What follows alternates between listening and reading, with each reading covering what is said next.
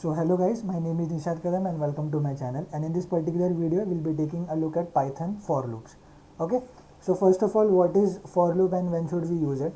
So if we want to do a particular work repeatedly, that is over and over again for a particular period of time, then we'll be using for loop. So let's consider this example.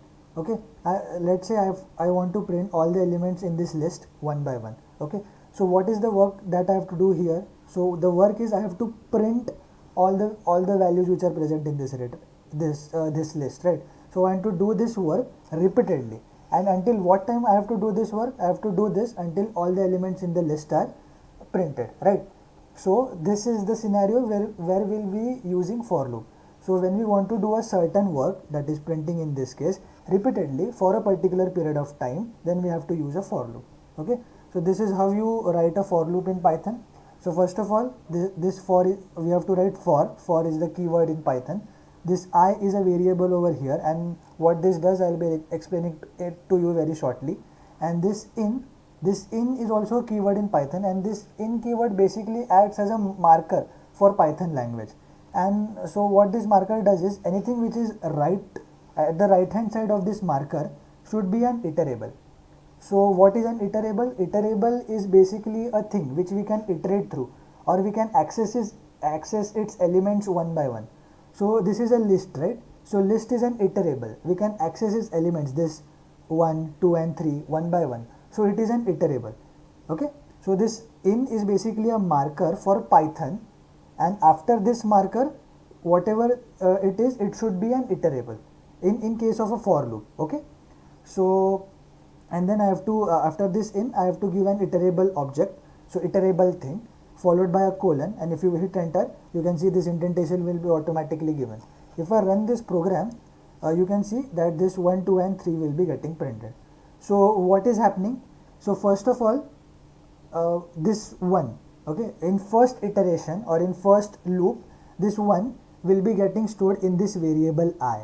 Okay, so this is why the variable is used. The elements in the list or the elements in the iterable will be first getting stored in this variable, and then this variable will be used inside of the for loop to print it or to do certain computation on it.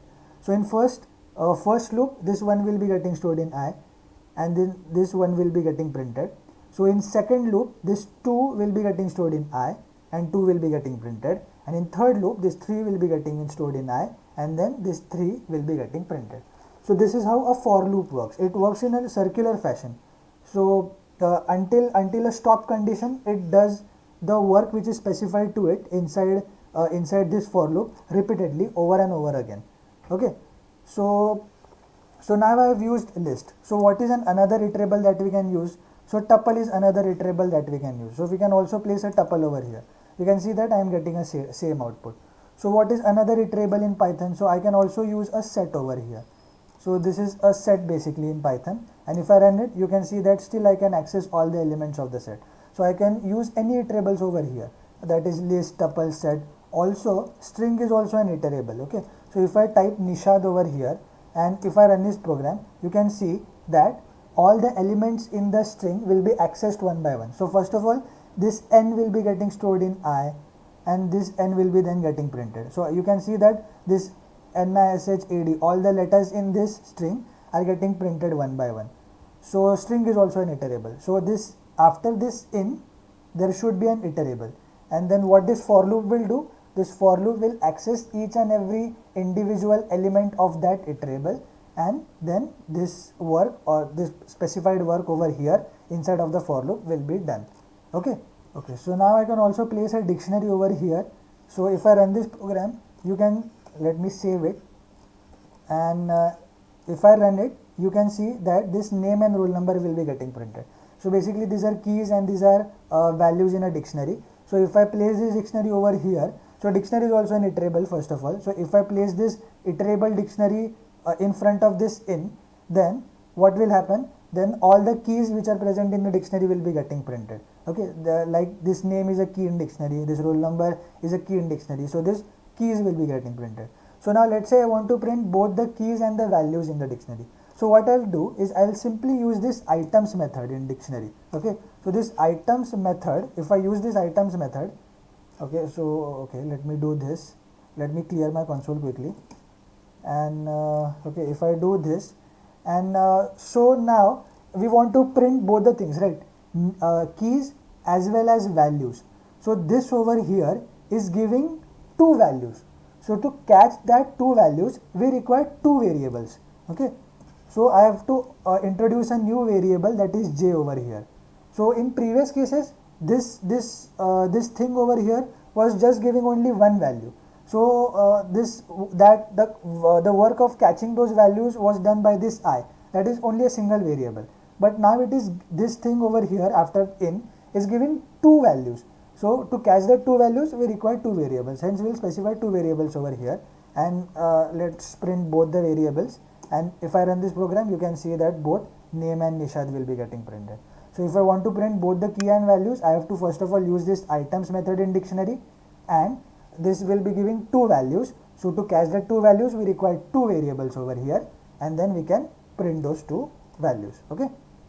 Okay, so if I do this, so instead of directly placing this list over here, if I first assign this list to a particular variable and then place that variable over here, so this will also give me the same output as placing this list over here. So if I run this program, you can see that we are getting the same output 1, 2 and 3. So I can replace this list with anything, tuple, set, dictionary, etc. And if I place that variable over here, then also the for loop will do the same functions. Okay. So like dictionary's items method, this enumerate method also over here gives two values. Okay. So let's say if you want to print all the elements of this list, and along with all the elements of the list, you also want to print the index of that particular element. Okay. So this one over here is at 0 index of the list. This 2 over here is at 1 index of the list, and this 3 over here is at 2 index of the list. So let's say if I want to print both index as well as the values in the list, so I'll use this enumerate function, and I'll call this enumerate function using, and I'll pass as a argument this list over here.